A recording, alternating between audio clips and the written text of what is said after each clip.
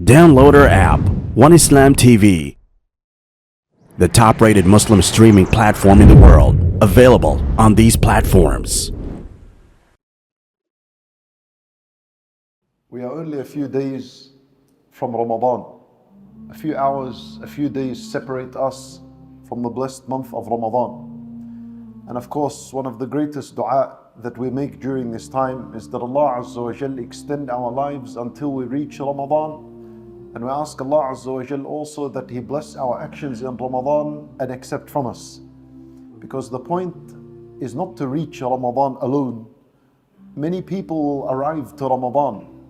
Disbelievers will witness Ramadan. Well, Muslim and non-Muslim and the hypocrite and everyone will witness Ramadan. Even animals will come to witness Ramadan. But the achievement in Ramadan is to take advantage of it and to be enabled by Allah Azza wa Jal to do righteous actions that are being pleased by Him, and that He subhanahu wa ta'ala accept them and reward you for them. That's the real achievement in Ramadan. And so we ask Allah Azza wa Jal for that. Brothers and sisters in Islam, I begin with a hadith, and this was narrated by Talha ibn Ubaidillah radiyallahu anhu, and I share this hadith so that we can really understand what does it mean that Allah Azza wa Jal grants us another opportunity for another Ramadan in our life. Talha ibn Ubaidillah radiyallahu anhu narrated, he said, أن رجلان من بلي قدما على رسول الله صلى الله عليه وسلم وكان إسلامهما جميعا. And Nabi sallallahu alayhi wasallam, he said that there were two men that came to the Messenger sallallahu alayhi wasallam in Al-Madinah. They were from a town known as Bali, it's close to Al-Madinah. And they accepted Islam together at the same time. One of them had more effort in deen as opposed to his friend. So what happened is that he joined one of the battles of the Messenger sallallahu alayhi wasallam, and eventually he was martyred. And his friend that accepted Islam at the same time died a year later. 1 year after Shaheed, 1 year after his friend. A natural, normal death on his bed.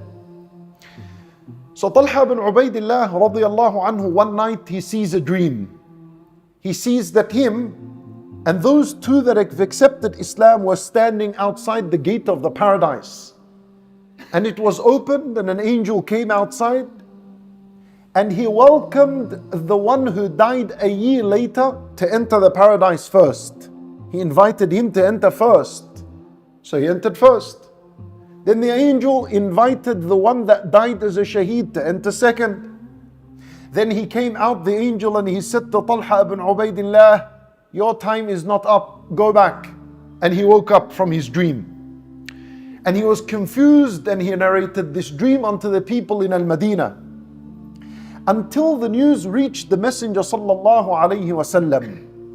So Talha ibn Ubaidillah radiyallahu anhu went to the Messenger sallallahu alayhi wasallam, and there was in the presence of the Messenger many companions. And he said, Ya Rasulullah, this is what I saw. So when Nabi sallallahu alayhi wasallam saw the state of the companions and that they were amazed and shocked. What are they amazed and shocked at? How can this person who died a natural death at his bed enter the paradise first before a shaheed, when we all know the virtue of a shahada in Islam? How can this person enter the paradise first? And yes, there is a big deal. You see, both of them did enter the paradise, but there is a big deal as to who enters first and second and third. Even today in school and in carnivals and in sport, the first one is always given a unique prize and a gift, then second, third and fourth. So there's something special about the first. So when Nabi sallallahu alayhi wa sallam, he said, وَمِنْ أَيِّ ذَلِكَ تَعْجَبُونَ? What are you people surprised about? What are you amazed of? Then he said to them, أَوَلَيْسَ قَدْ أَوَلَيْسَ, Nabi sallallahu alayhi wa sallam, he said, أَوَلَيْسَ قَدْ مَكَثَ بَعْدَهُ سَنَةً? Didn't he live 1 year longer than his friend al-Shaheed? They said yes. He said to them, وَأَدْرَكَ رَمَضَانَ فَصَامَ وَصَلَّى كَذَا وَكَذَا? Didn't he also have a chance to witness one extra Ramadan and fast and pray so many rak'at extra? They said yes. So Nabi sallallahu alayhi wasallam said, فَمَا بَيْنَهُمَا أَبْعَدُ مَا بَيْنَ السَّمَاءِ وَالْأَرْضِ. Allahu Akbar. Nabi sallallahu alayhi wasallam, he said, the distance between both of them is the distance between the heavens and the earth. What gave him that special virtue? Other than the fact that he lived one extra year to witness one Ramadan and take advantage of it.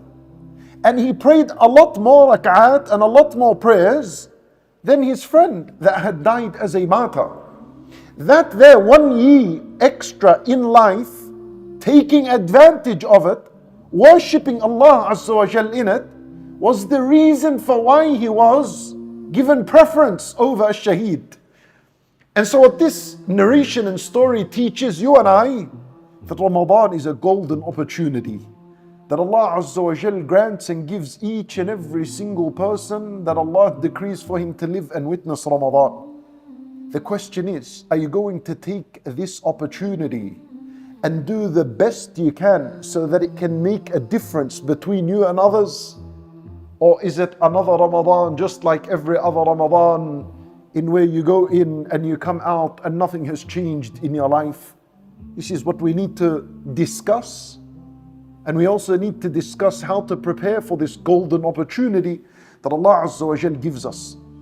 And in support of this hadith and what it teaches, and Nabi sallallahu alayhi wasallam taught us a standard rule. He said, خَيْرُ النَّاسِ مَنْ طَالَ عُمُرُهُ وَحَسُنَ عَمَلُهُ.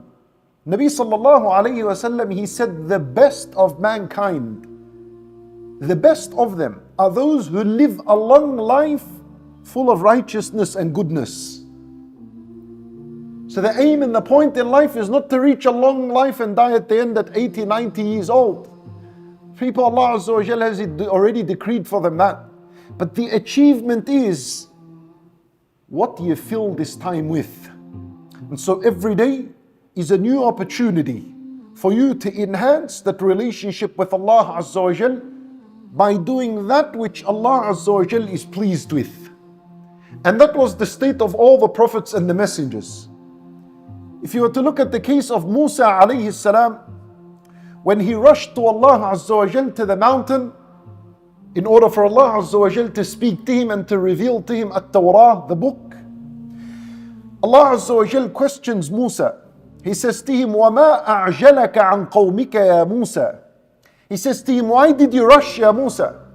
Why did you come to the mountain really early and you left your people behind? You know what Musa alayhi salam said? Listen to this, pay attention and learn something from it, because it's teaching us something. He says, وَعَجِلْتُ إِلَيْكَ رَبِّ لِتَرْضَى. He says, my Lord, I come rushing to you so that I may earn your pleasure. Please understand this. Musa alayhi salam is a prophet of Allah, not a normal prophet from ulil azmi min ar-rusul, from the noble prophets chosen, selected, and they were 5. Allah Azza wa Jal spoke to him. Allah is already pleased with him. Allah already loves him. But you see his attitude. He's rushing to Allah, and the only reason for rushing is litarda, so that you can be pleased with me, so that I may earn your pleasure. But Ya Musa, Allah is already pleased with you. Shouldn't you relax? Kick back a little bit. You've already earned that station with Allah. What are you rushing for? You see, the believer doesn't depend on his righteous actions that he did in the past. That's done, that's sealed, you finish, forget that. Every single moment on earth and every single minute is yet another opportunity to earn Allah Azza wa Jal's pleasure. Every day and every month. And the greatest of them is Ramadan. If this ayah is just teaching you and I that we're supposed to refresh our understanding of the opportunity of life for every minute and second we live, imagine then what attitude we're supposed to have when we know Ramadan is coming. The month that Allah Azza wa Jal has selected from all months. And He blesses us with many things in this month. So وَعَجِلْتُ إِلَيْكَ رَبِّي لِتَرْضَى. We pray many prayers in our lives. And after this lecture, inshallah, we'll pray Salat al-Isha. You've already prayed Isha yesterday. Does anyone sit and say, I've already prayed it yesterday and the day before and a week after? Don't worry about that. This is yet another opportunity to earn that pleasure of Allah subhanahu wa ta'ala. And that's the entire purpose of life. The entire purpose of life is to earn Allah's pleasure. If Allah is pleased with you, that means the forgiveness of your sins and you enter the paradise. You don't have to worry about these things anymore. That's why Allah Azza wa Jalla, He said that at the end of Surah Al-Fajr, teaching us what our objective in life is. He says, subhanahu wa ta'ala, راضية مرضية يا أيتها النفس المطمئنة ارجعي إلى ربك راضية مرضية. The idea of Allah Azza wa Jal being pleased with your soul, راضية. Then فادخلي عبادي وادخلي جنتي. Jannati at the end. Because if you earned Allah's pleasure, the paradise is guaranteed, no problems. So this is what we learn from the narration. And so there is absolutely no doubt that Ramadan is the opportunity for all of us to increase in our record of good deeds. And that would be the only thing that is valuable to you at the time of your death. Good deeds. Everything else on this worldly life you will not take with you in your grave. The moment you die, everything stays behind. Your wealth and your cars and your businesses and your friends and even your own family. Everyone stays behind. They didn't go with you. They inherited and are taken by others. The only one thing that will accompany you into your grave are your righteous deeds, as the Messenger sallallahu alaihi wasallam said. This is more of an encouragement for you and I to look at this month with a serious look and to understand that whatever I do in this month is going to accompany me in my grave, when there will be loneliness and darkness and tightness in that hole. But your righteous deeds will be transformed into a man that smells good and looks good. And he will say that Ana amaluka salih, I am your righteous deeds. And he keeps you company until the hour occurs and you come out of your grave. As the Messenger sallallahu alaihi wasallam said. So an opportunity from Allah. You're the one that benefits from your deeds when you do them and you finally move on from this worldly life. And so we have every reason to take advantage of this month. It's such a huge blessing that even the Messenger sallallahu alaihi wasallam himself would express amazing excitement at the arrival of Ramadan. Abu Hurairah radiallahu anhu, he narrates, he says that the Messenger sallallahu alaihi wasallam said, and he had a gathering of companions with him, he said to them, قَدْ جَاءَكُمْ شَهْرُ رَمَضَانِ. He said to the companions, Ramadan has finally arrived, it's coming. Well, the people know Ramadan is coming. What's after Sha'ban other than Ramadan? Why is he telling people Ramadan is coming when that is common sense and everyone knows this knowledge? This implies his excitement. It's like if someone huge and someone everyone looks forward to walks into this masjid, I'll look at him and I'll say, brother has arrived. Well, you can all see him, you know that he has arrived. But the way I express excitement is that I say, Allahu Akbar, our brother has arrived. So Nabi sallallahu alayhi wasallam is so excited for this opportunity. He says to the companions, Ramadan is coming. Then he said to them, Shahrun Mubarak. He's exciting them. He's giving them information they need. So you and I are in desperate need of this information as well, because it excites the believer to look forward to this month. He said to them, it is Shahrun Mubarak. It's a blessed month. What does it mean? It can mean two things. Either it means that it is a dua from the Messenger sallallahu alayhi wasallam to his ummah, that may Allah bless all for you Ramadan. And it could also mean that it's a blessed month in the sense that there is barakah in this month. And what does barakah mean? Barakah is when something gives more than expected. If I had a plate of food and I said this is food for one person, but two ate from it, that food is barakah. It gave more than expected. And so Ramadan gives more than expected. Because there is within this month a night that is worth 1,000 months plus. So you worship Allah a couple of hours, and added to your record is years and years and years of worship. This is barakah. And the deeds in this month are multiplied. This is all barakah of this month. Then he sallallahu alayhi wa sallam said, فِيهِ تُفْتَحُ أَبْوَابُ الْجِنَانِ. The gates of the paradise are open in this month. Allahu Akbar, brothers and sisters in Islam. In just a few weeks, 2 weeks, a few days, there's going to happen a huge universal change. Something huge we would have never known about had the Nabi sallallahu alayhi wa sallam never told us. The gates of the paradise will be wide open. The ahadith will say, فُتِّحَتْ أَبْوَابُ السَّمَاءِ. Even the doors of the heavens, the doors of the sky will open. And not a single door shuts. All of them open, every gate opens. And this is teaching you and I something. That there is no barrier. There's no gate that is shut between us and Allah Azza wa Jal.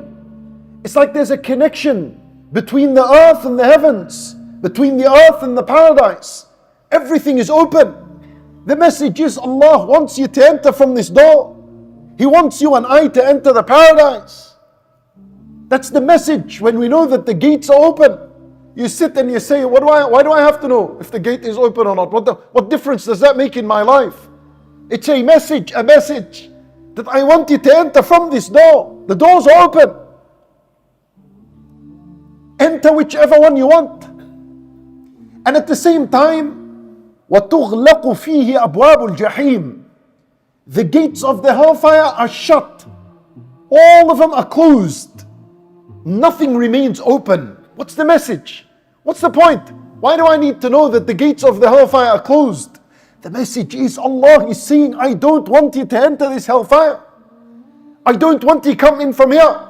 I've closed it. So that even if you get to the doors, you see it shut. And you're forced to turn around, make a tawbah and go the other way. The message is, I don't want to punish you. I don't want you to enter this hellfire, not even for a bit. So, where is the heart? Has the heart become awakened by these messages of the Messenger sallallahu alayhi wa sallam or not? This is what is going to open the hearts. Nabi sallallahu alayhi wa sallam said all this in a few seconds. And it was enough for the companions to be really eager and active and excited and motivated towards seeing the first day of the month. Now unfortunately today, we need to spend time, go up, go down, come again, deliver the message this way, that way, repeat it, so that we can become awake like a Sahaba and understand that this is no ordinary matter. Ramadan is no ordinary season, it just comes around and goes. According to how you view Ramadan, that's how your attitude will be. If this hadith is not opening up your mind, and you feel like Ramadan is just like another month, then most likely you will not take advantage of it. But if your heart is awakened from the very beginning, and you understand the opportunity in this month, you understand the greatness of this month, and you're excited, most likely you will perform in Ramadan and you'll take advantage of it. The heart needs to be alive and active and awakened before it starts. According to what attitude you have now is what you will be ending up doing in Ramadan. The heart is not looking forward, nothing will be done. The heart is excited, something will be done. And you can only get the heart excited by exposing your ears and your heart to the words of the Messenger sallallahu alaihi wasallam and understanding what is required from you and I. And then the Messenger sallallahu alaihi wasallam said, وَتُغَلُّ فِيهِ الشَّيَاطِينَ. And the devils are chained in this month. Allahu Akbar. The biggest distraction in life, Allah removes it. So you don't have an excuse to say, Wallahi, shaitan was all over me, and as a result I couldn't do anything. The biggest distraction, Allah gets rid of it. And the devils are two types. There is an internal devil, which is al-qareen, and there's an external devil, These are the devils that roam around. So which of the two are chained and locked away? Ulama rahimahumullah, they explain to us and they say the external devils that roam around, they're the ones that are chained. Sulsilat al-shayatin, maradat al-shayatin, they are chained. As for the internal devil, al-qareen, that's inside of each and every single one of us, and he flows just like blood flows in the veins and arteries, then he remains with you. He is not chained, but his negative effect upon you is dramatically reduced. So he's a lot more controlled, and that is because you're fasting. And the idea is when a person is fasting, and the first hour goes by, and then 2 hours, and then 5 hours, 6 hours, when a person is hungry, all he thinks of is food. So he thinks of something halal. And you don't think of something haram when you are starving.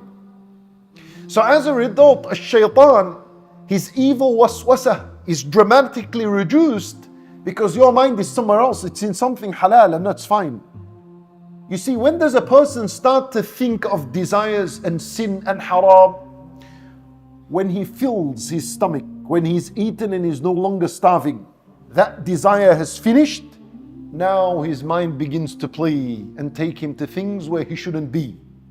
But in Ramadan, all of that is reduced because you have a day activity that is the fasting. You have a night activity that is as-salat, wal-taraweeh, wal-qiyam, listening to Al-Quran, wal-du'a, wal-dhikr. And then a few hours later you have a suhoor and then you're preparing. There's no room for the shaitan inside to become big and to have that negative effect on you. By the mercy of Allah Azza wa Jal, He removed the biggest distraction.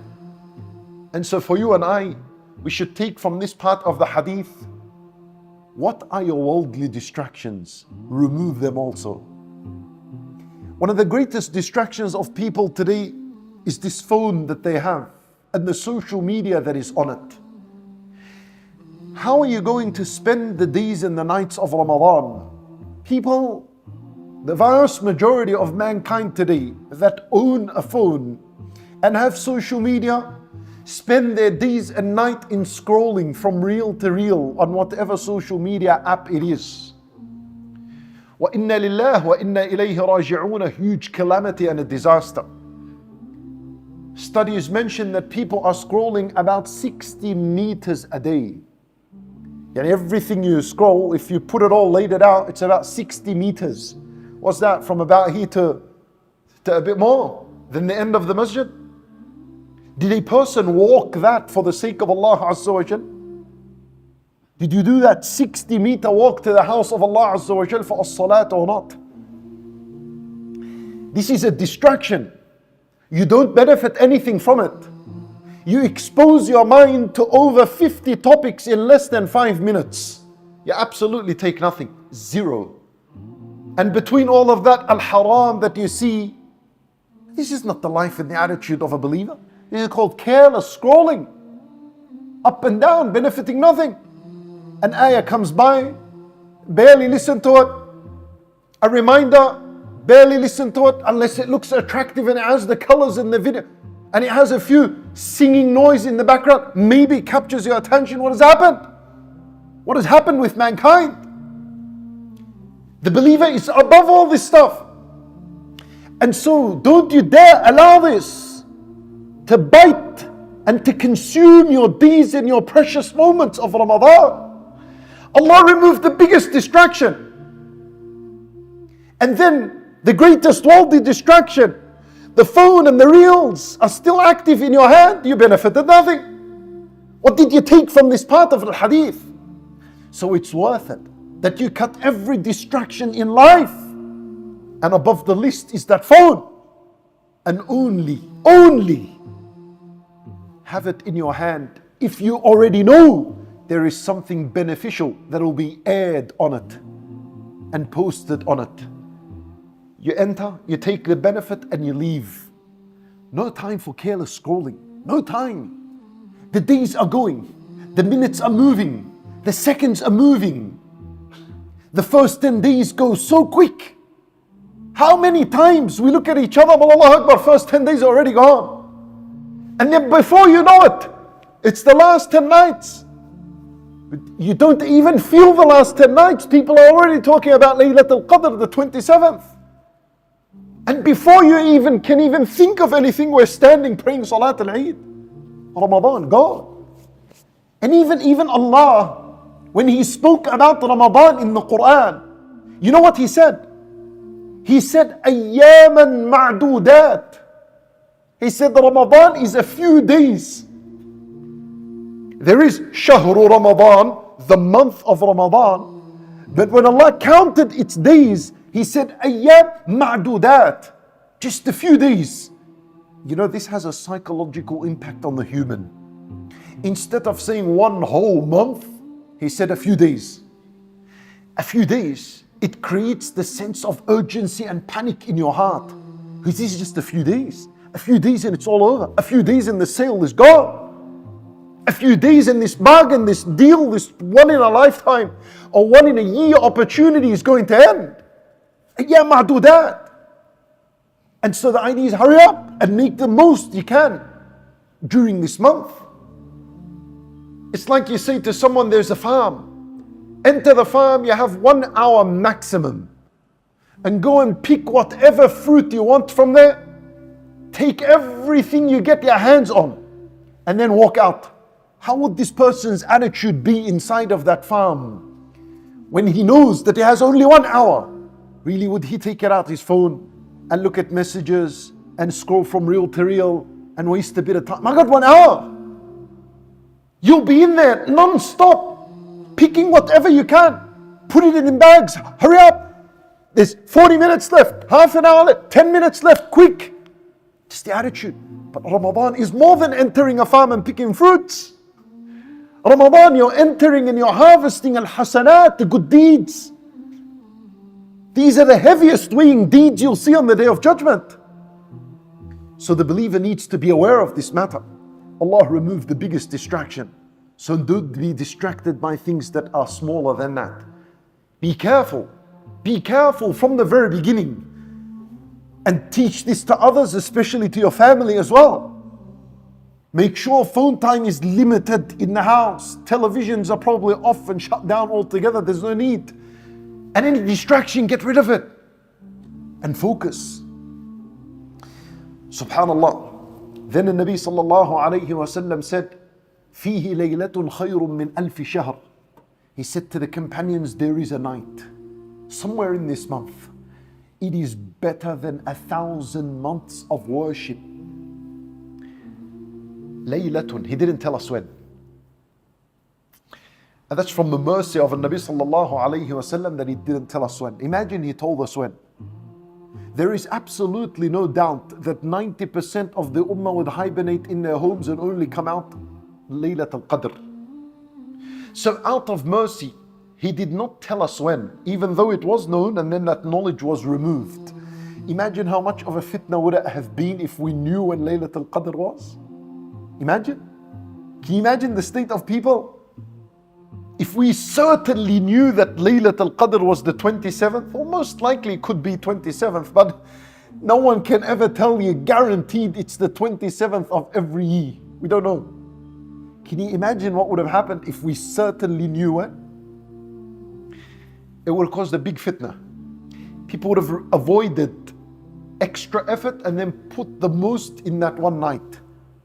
And that's someone that did not benefit from Ramadan.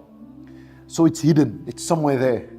So that each and every single night of the last 10, you put the same effort equally in all of those nights. As a result, you will win the reward of Laylatul Qadr, and you will win the entire month because your efforts on that night weren't different to the other efforts of the last 10 nights.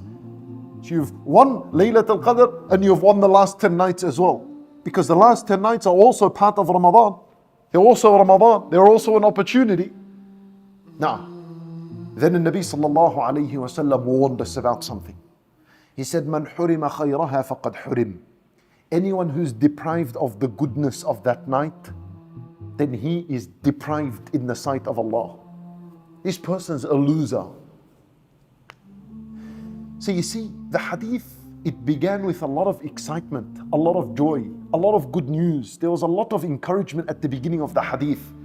A blessed month, doors of the paradise are open, doors of the hell are shut, the shaitan is locked up, and so much goodness. And at the end, the Nabi sallallahu alayhi wasallam concludes it with a warning. So as much as we are excited, we're not fooled and deceived. We know that there are people that will enter this month, and at the end of this month, they are losers in the sight of Allah. We ask Allah Azza wa Jal not to give us this ending. But the reality is that is happening. When Nabi sallallahu alayhi wasallam is saying this at his time, can you imagine how much more we're in need of warning one another? Of warning one another not to take advantage like that and to take it for granted. من حرم خيرها فقد حرم. Imagine at the end of the month, you're labeled as someone who is a loser and deprived. وَلَا حَوْلَ وَلَا قُوَّةَ إِلَّا بِاللَّهِ. This is why the Messenger sallallahu alayhi wasallam said, may the one who enters Ramadan and comes out of Ramadan and Allah hasn't forgiven him, may he be disgraced and humiliated. Allah made this dua because He taught it to Jibreel.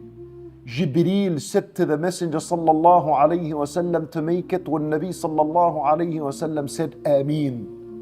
Allah, Jibreel and the Messenger sallallahu alayhi wasallam, all of them said Ameen to this dua. That's a big danger. Why? Because there are many opportunities to be forgiven in this month. The fasting, if you did nothing but fast the month, you'll be forgiven. If you did nothing, alongside your fasting, you prayed the nights, that's another opportunity of forgiveness. If you took advantage of Laylatul Qadr, that's another opportunity of forgiveness. If you did Ramadan, opportunity of forgiveness. If you made dua, opportunity of forgiveness. If you fed the poor, opportunity of forgiveness. If you made dhikr, opportunity for forgiveness. If you read Quran, opportunity for forgiveness. So the one who leaves Ramadan and Allah hasn't forgiven him, and then he was disgraced, what did this guy do? You had more than 1 million opportunities. Every single day, Allah frees mankind from the hellfire twice a day. Yani that's 60 opportunities. You missed all of that. You weren't forgiven because you're fasting, because you're salat, because of Laylatul Qadr, no Umrah. What did you do? How bad could this person be when he had 1 million doors of forgiveness and he took advantage of nothing? This is why he was disgraced and humiliated at the end. So we need to be very careful that we treat this month in the manner Allah wants us to treat it, with full seriousness. Brothers and sisters in Islam, that's why it's very important to prepare in order to avoid being disgraced by Allah Azza wa Jal. And just like anything in life, we always prepare in order to see success. In life, you must prepare for your exams if you want to pass. You have to prepare. You can't just rock up to the examination room and do an exam, right? This is maybe 1% of mankind can do this. People that are gifted really incredibly different can walk in and do an exam and pass and beat everyone. But the standard is you need to prepare before you achieve success in anything in life. If you're preparing for a meeting, or if you had a meeting, you need to prepare an agenda before. If you don't, then every member in that meeting is just going to waste time, and at the end you benefit nothing. If you have a job interview, you need to prepare for it. You need to prepare in the way you dress and your paperwork and your documents to have a chance to be successful and earn that job. If you rock up with no preparation, it will most likely you'll be rejected. Even our worships, we need to prepare for them. Yeah, look at our salat. You just don't walk in from the door, Allahu Akbar, and you pray your fard. You make wudu, you come to the masjid, you pray salat as-sunnah, you sit down, a little bit of dhikr, some dua, then you enter al-fard. See all that? That was a preparation for as-salat, so you can make the most out of your salat. And so many people that complain about their prayer, almost most of the times you find, brother, And that you're complaining you're not finding khushu' in salat, but what preparation did you make for as-salat? Nothing. He got up straight away, once the other Allahu Akbar, and he finished. How? You know, a fan, if a fan is on, if I turn it off, it still spins. It needs like another minute until it stops and calms down. When you come to as-salat and you say Allahu Akbar with no preparation, that fan, that worldly fan is still on. The end of the salat, now you'll be ready for the proper salat. But by then you've already finished your fard. So that's why the sunnah was there. The sunnah was there to calm you down, cool you down, turn off that worldly life and its distraction, slows you down. Then you get up for al-fard. Now you're prepared. At least somewhat your heart is there in terms of focus and concentration. So everything in life we need to prepare for. Well, Hajj as well, no different. And so Ramadan is no different. We need to prepare for it. And even the Nabi sallallahu alayhi wa sallam, you know the famous story of al-Isra wal-Mi'raj. He goes from Mecca to Baytul Maqdis and then from there up to the heavens. You think like he was just awakened all of a sudden at night and taken on this journey? He was prepared for the journey. And that's when Jibreel came and opened his chest and removed his heart and washed it and filled it with nur and hikmah. That was all in preparation for that journey to meet Allah Azza wa Jal. Preparation is important. What is wrong with the majority of us? We don't understand preparation in the way we're supposed to understand it. And so once Ramadan arrives, we just enter, or we got no clue what to do and how to do things. And we learn along the way. In the first day we learn something, in the second day, in the first week we learn something else. And by the time Ramadan is finished, we've learned so much of Ramadan, but what's up? But that was for Ramadan. So we need to prepare. And the best way to prepare is with knowledge. And the first way to prepare is with the right attitude. And I told you that hadith enhances our attitude. So now we're excited. If you have that excitement within you, most likely you will take advantage of the month. The right attitude. Add to that as well, that Allahu A'lam, this could be your last Ramadan you witness. We always say this. And wallahi, when we say it, we're not lying. Because last year when we said it, or whoever you heard it from, wasn't it true for many people around the globe that indeed it was their last Ramadan? So it wasn't a lie. It was a fact. It was true. But you didn't experience that last Ramadan. It could be, I don't know. There's still a few days left. If Allah Azza wa Jal grants us that life and we see this Ramadan, your attitude from the beginning should be, this could be my last Ramadan. Because one Ramadan will be your last one. We don't know. Is it 2024's Ramadan or 2025's Ramadan? We don't know. But there is absolutely no doubt one of them will be your last. So once you have that in your mind, your attitude changes. It creates that panic and that urgency that I need to look after this because perhaps this could be the last one. By the way, Nabi sallallahu alayhi wa sallam used to do this for certain worships with his companions. He would say to companions at times, advising them, he would say, إِذَا قُمْتَ إِلَى الصَّلَاةِ فَصَلِّ صَلَاةَ مُوَدِّعٍ. Did you know that? He even used to say that. He used to say to the companions, if you get up to establish a salat, then pray the farewelling prayer. What's the farewelling prayer? What does that mean? Yani pray this as though this is the goodbye salat. That's it. I will not live to see another salat. So pray it as your last prayer. He used to say this to the companions. Imagine when you're told this just before your salat. This changes your attitude to that salat completely in a different way.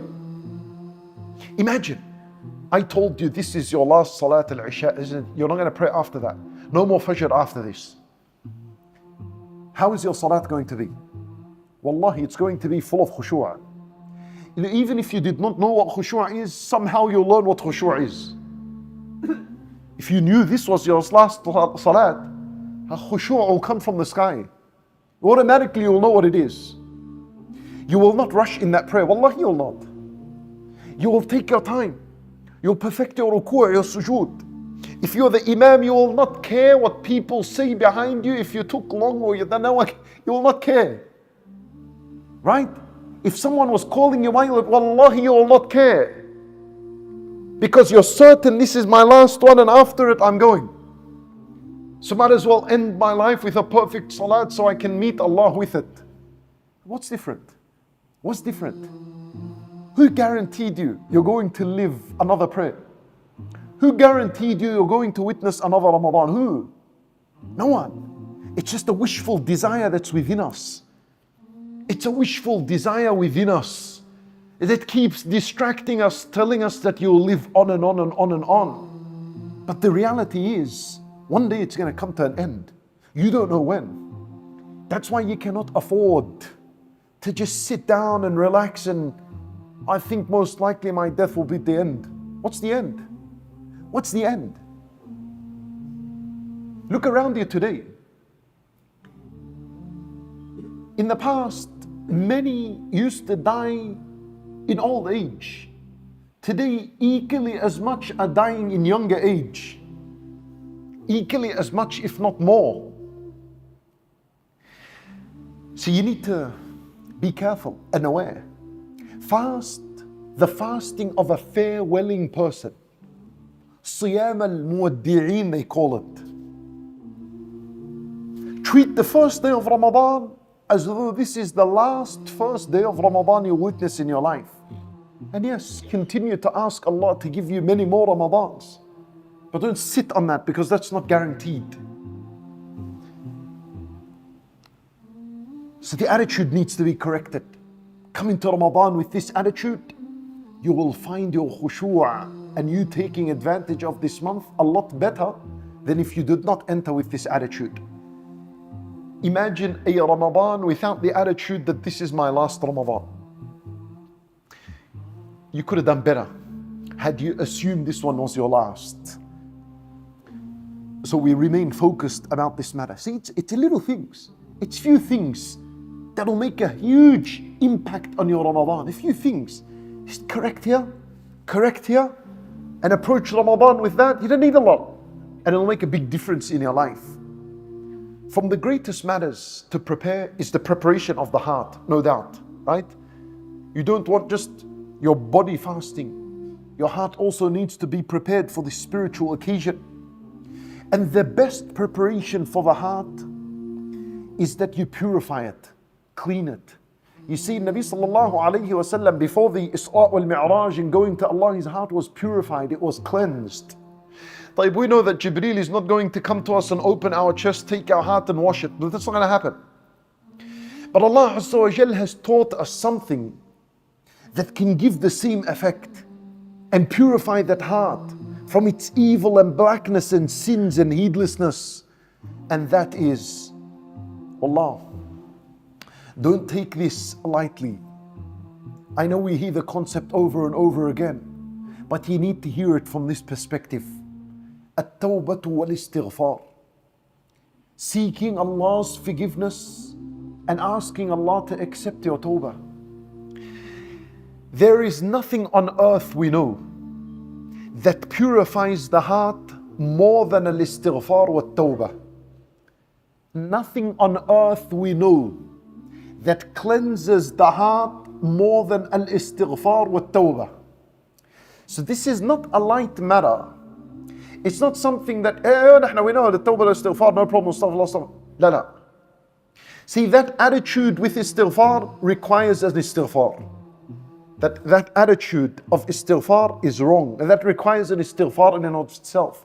Because he did not value the greatness of an istighfar. Al-istighfar was taught by Allah to Adam when he sinned and ate from the tree. He ate from the tree, he disobeyed his Lord. وَعَصَى آدَمُ رَبَّهُ. And as a result, he faced a huge calamity in life, and that was he was removed from the paradise and put on earth. We're all here because of that sin, and Allah had decreed so. Then Allah Azza wa Jal had mercy on Adam and taught him words he can say that are so powerful that will cleanse your heart from the sin and the mistake you did. He taught him, say, رَبَّنَا ظَلَمْنَا أَنفُسَنَا. For him and his wife Hawa, our Lord, we wronged ourselves. الظلم النفس. We wronged ourselves, not you. You didn't wrong us. It is us that wronged our own selves. And that's the first condition of a proper istighfar. You got to acknowledge you wronged yourself. The heart is in the state it's in because of your own doings and no one else. So acknowledge that before your Lord. ظَلَمْنَا أَنفُسَنَا. I've been bad to myself. I've harmed myself. رَبَّنَا ظَلَمْنَا أَنفُسَنَا وَإِن لَمْ تَغْفِرْ لَنَا وَتَرْحَمْنَا. And Lord, if you do not forgive us and bestow your mercy upon us, لَنَكُونَنَّ مِنَ الْخَاسِرِينَ. We are going to be losers.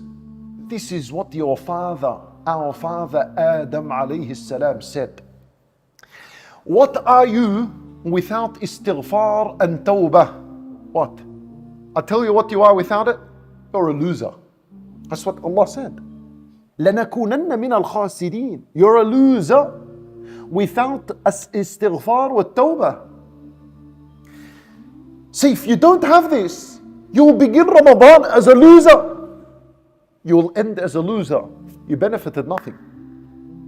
The greatest preparation of the heart is an istighfar wa tawbah ila Allah. Istighfar wa tawbah ila Allah. It involves three things. One related to the past, one related to the present, one related to the future. These are a condition of a tawbah. Give you it in a simple manner so that you never forget it. One related to the past, and that is that you are remorseful for everything you did of bad in the past. Remorseful. You feel bad. How could I have done that? How could I have disobeyed my Maker and my Lord? Didn't I understand and know His greatness? So you feel deep regret that you had done something you were not supposed to do. An-nadam, at-tawbatu an-nadama. Tawbah is all about regret. Regret that cigarette that you have been smoking all along. Regret al-haram that you have been seeing and consuming. Regret al-haram that you have been listening. Regret al-haram that you did with your hands. How can you have done that while knowing that Allah saw you? Weren't you shy? Weren't you embarrassed? Weren't you ashamed that Allah saw you doing that and you continued doing it? Begin to sin. If I said to you sin in front of your father, you wouldn't do it. And even if you did, it would be a lot less than sinning before Allah, because your father will not hold you to account on the Day of Judgment. How can you have done that? This is how you're supposed to discuss the matter with yourself. And we're all that person, all of us. No one is an exception. So that's the first matter that's related to at-tawbah, the past, regret. Then the present, and that is you abstain from that sin in the present moment. Keep away from it. Keeping away from the sin itself is a good deed Allah gives you. If you leave a sin because Allah forbid it, that's a hasanah every time you left it. Doesn't go act like you did not benefit. That's a hasanah every time you intended and you left it. And then to the future, you make a commitment between you and Allah. You don't utter any words, but just an intention that you will never step foot in that direction of the sin ever again.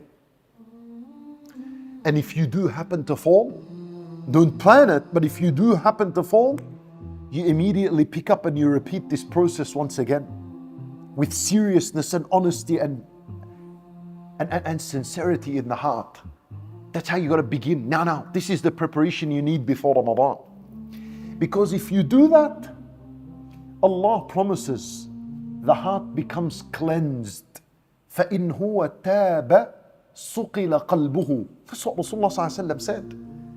If he put an end to those sins and made a tawbah and istighfar, his heart becomes polished. That's the promise. You see, Nabi sallallahu alayhi wasallam is not playing tricks with us. This is the formula, that's the equation for a pure heart. At-tawbah wal istighfar guarantees you from Allah a pure heart. If the heart is pure, it's going to benefit from Ramadan. If you enter Ramadan with a black heart, so much goodness you'll be deprived of it. So you need to focus on your istighfar from now till Ramadan and through Ramadan so much. Well, istighfar is a way of life until the day you die. It's a way of life, al-istighfar. And choose the good times. And the best time for al-istighfar is just before al-fajr. It's called the time of sahar, the time in where people consume as-suhoor. That's the best time for istighfar. That's the time of khushu', of sincerity, of humility. Because there's no distractions at this time. No one takes phone calls at that time. No one responds to emails. You don't take children to school at that time. It's not a time for preparing a big meal and eating a suhoor. Aslan, the best suhoor is a date. If you kept things simple, that time is for istighfar. It is a time where Allah Azza wa Jal descends to the first heaven in a way that suits His Majesty Subhanahu wa Ta'ala. And He's the one who's calling unto us. Who's us? He is calling, saying, هَلْ مِن مُسْتَغْفِرٍ. Is there anyone out there desperate for my forgiveness? هَلْ مِن مُسْتَغْفِرٍ. Is there anyone out there? Mustaghfir. You see, mustaghfir, ismu maf'ool. Meaning, I'm mustaghfir. In the sight of Allah, He sees you as a mustaghfir. He calls you out as a mustaghfir. Forget your name and forget what you're known by. It is an honor for you to be known as a mustaghfir. And a mustaghfir is someone who wants Allah's forgiveness. Forget your name now. Forget your titles and who you are and how you're known among people. Forget that. If Allah Azza wa Jal can look at you and call you out and call you a mustaghfir, you have passed. You've earned success. You know why? Because Allah says, is anyone out there seeking forgiveness? فَأَغْفِرَ لَهُ, so that I may forgive him. That's Allah saying that every single night of the year. Because we're in need of forgiveness every night of the year. That's why this occasion happens every night. You must have thought, if Allah comes down, that's a huge event. That should have been like once a year or maybe twice a year max. You see, when Jibreel comes down, it's Laylatul Qadr. When Jibreel comes down, it's Laylatul Qadr. Jibreel comes down once a year now, and that is for Laylatul Qadr. Allah comes down. What's the occasion? Allah wants to forgive you. So if you're serious about that purification, what would you be doing? You would be up at that time saying Astaghfirullah, Astaghfirullah, Astaghfirullah. If you're not serious about forgiveness, most likely you'll be sleeping at that time. There's no other explanation. Your Lord has come down saying, would anyone like to be forgiven? And you sleeping means what? It seems to be I'm not in need of it at this moment. Maybe tomorrow night. How can the believer reach such a state? Get up and take advantage of that moment. Ikhwani, brothers and sisters in Islam, wallahi, even if you remained in bed and you just opened your eyes and you said astaghfirullah, remember, al-istighfar, wa-tawbah, wa-du'a doesn't require wudu, doesn't require you facing the qibla, doesn't require any of these matters. You can even be upon janaba, but open your eyes. You don't even have to open your eyes. If you want to keep them closed, but your mind is open there and your heart is with you, in your bed, astaghfirullah, astaghfirullah. Make istighfar in your bed. If you feel it's heavy to move out, istighfar from your bed, just before adhan al-fajr. Don't take this opportunity, you deprive it on yourself. No one loses but you. And yet it comes again the next night. And yet it's there every single moment of the day. You have the mercy of Allah Azza wa Jal. But we're speaking on another level, right? We're speaking about a higher level. I'm telling you about the best of time. Otherwise, there is no time that is bad for istighfar. Every second is a time for istighfar. So long as you're alive. But we're speaking about a better time. A time that will give you that charge and that energy and that goodness. Is that istighfar at the ashar. Allah praised these people. وَبِالْأَسْحَارِ هُمْ يَسْتَغْفِرُونَ. You know that Allah praised muhsineen in the Quran. Muhsineen are people of high level. One of their qualities was that they seek Allah's forgiveness at the time of sahar. So be among them, brothers and sisters in Islam. Because if that heart is purified and cleansed, you're off to a good start, bi'idhnillahi ta'ala. And if not, the heart is blocked with these sins. It's going to struggle with the month of Ramadan. Ask Allah Azza wa Jal to grant us forgiveness and mercy. Another thing the believer could do, and this is very important as well, reconcile between you and those who you are cut off, especially family members. Reconciliation is very important. I tell you why.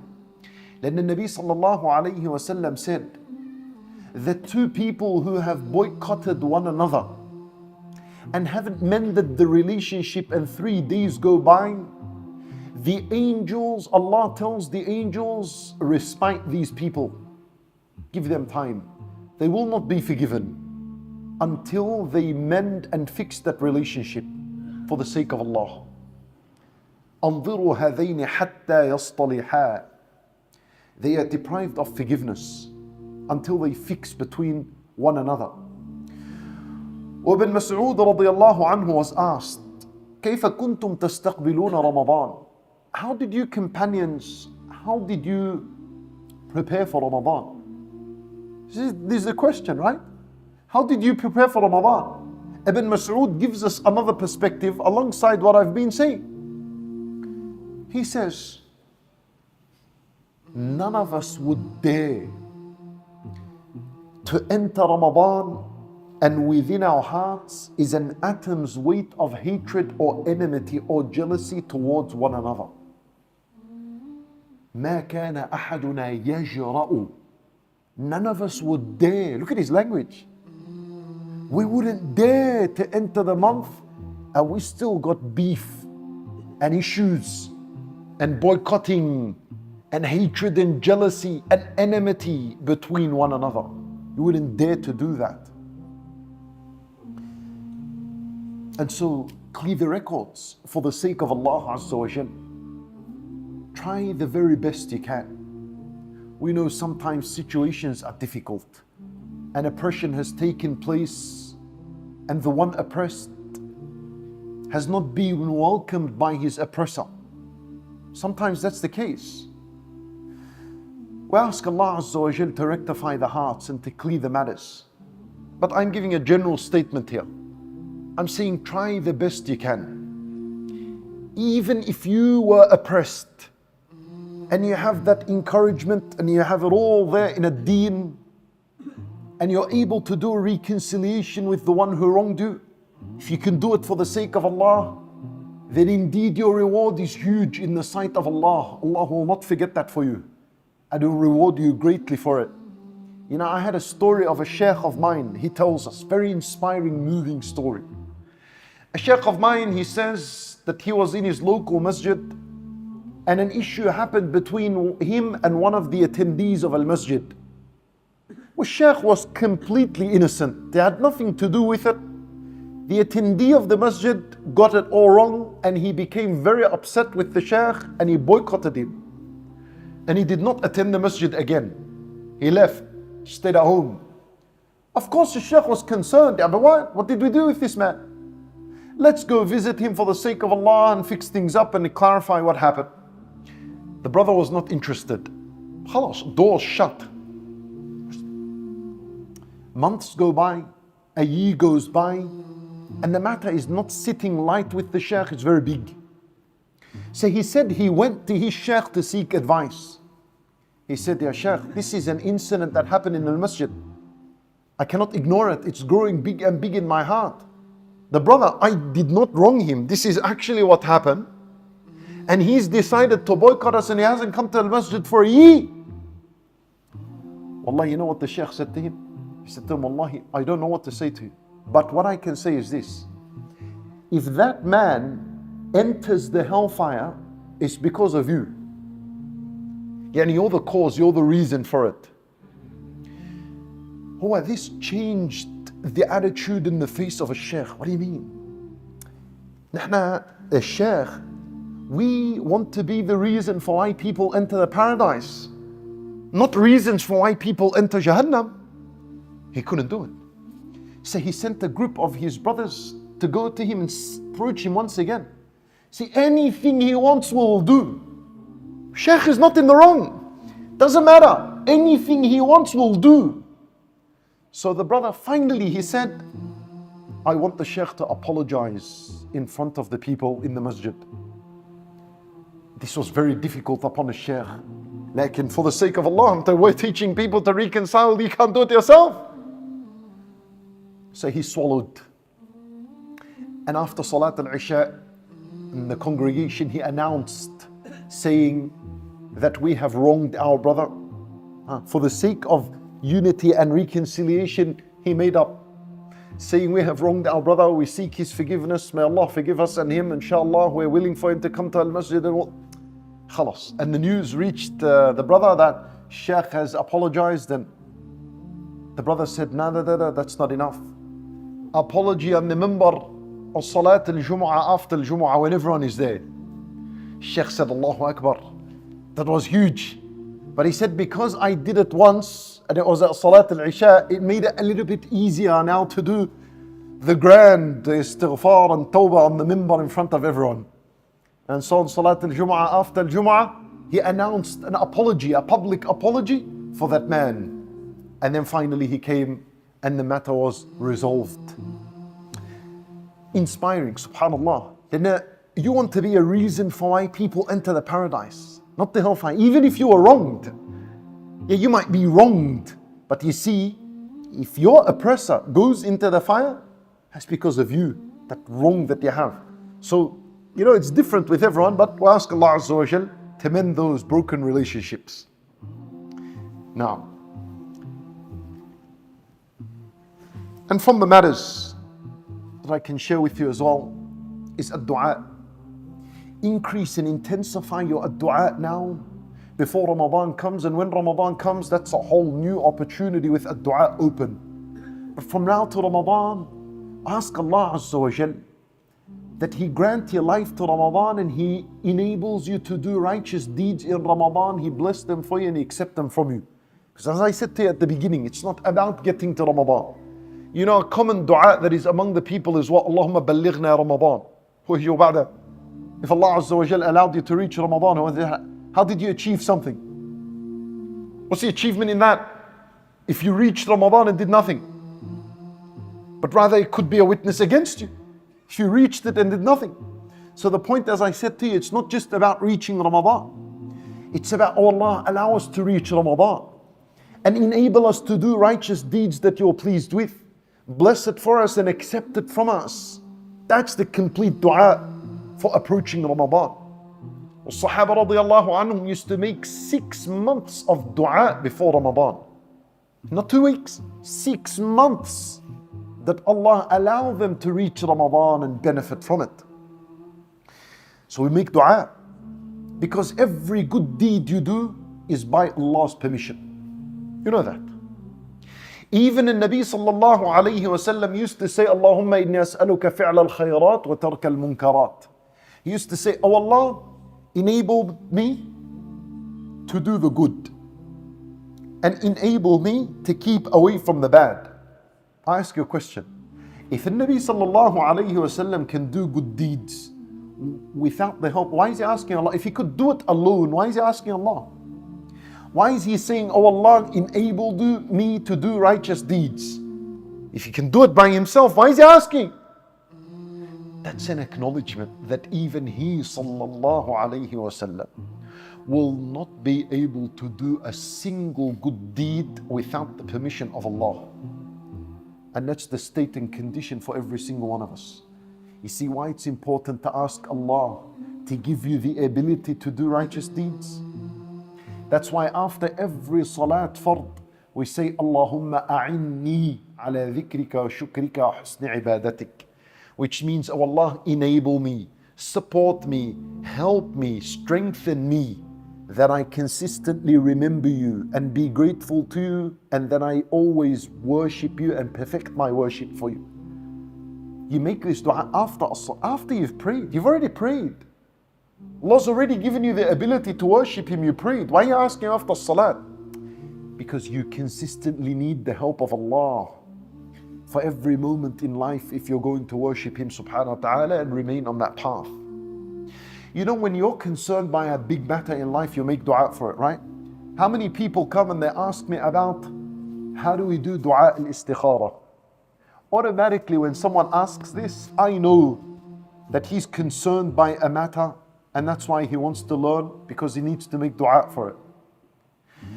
When someone comes to me and says, brother, please make dua for my parents, they're sick, make dua for my child, is sick, may Allah Azza wa Jal grant us all shifa, I automatically know that that's a big concern for him. That's why he's asking.